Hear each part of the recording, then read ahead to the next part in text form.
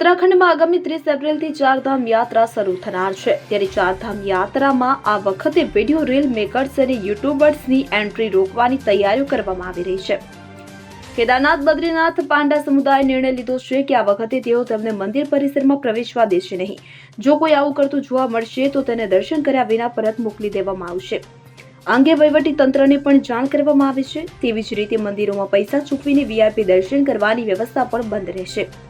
બદ્રીનાથ ધામના પાંડા પંચાયતના ખજાનચીએ કહ્યું છે કે પૈસા લઈને દર્શન આપવા એ ભગવાનની ગરિમાની વિરુદ્ધ છે। આ વર્ષે ચારધામ યાત્રા 30 એપ્રિલ અક્ષય તૃતીયાથી શરૂ થશે।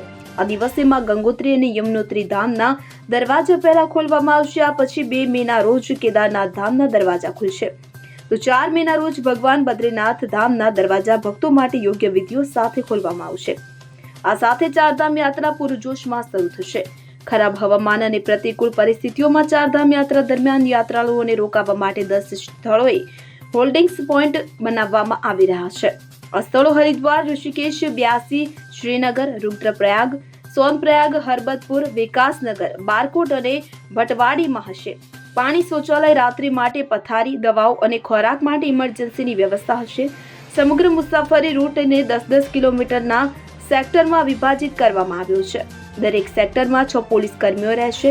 તેમને બાઇક પર તહેનાત કરવામાં આવશે કે જેથી મુસાફરોને મુશ્કેલીના સમયે તાત્કાલિક મદદ મળી શકે। આ વખતે છેલ્લા 6 દિવસમાં 9 લાખ શ્રદ્ધાળુઓએ યાત્રા માટે રજીસ્ટ્રેશન કરાવ્યું છે।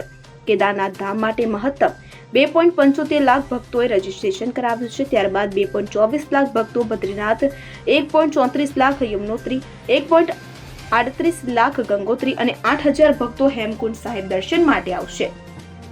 વેબસાઇટ ઉપર પ્રવાસન વિકાસ પરિષદ રજીસ્ટ્રેશન માટે મોબાઈલ નંબર, વોટ્સએપ અને ટોલ ફ્રી નંબર પણ જાહેર કરશે।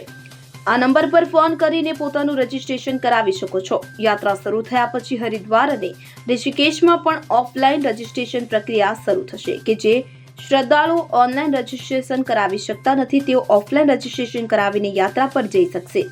ચારે ધામની મુલાકાત લેવા માટે શ્રદ્ધાળુઓ માટે ટોકન સિસ્ટમ પણ લાગુ કરવામાં આવશે।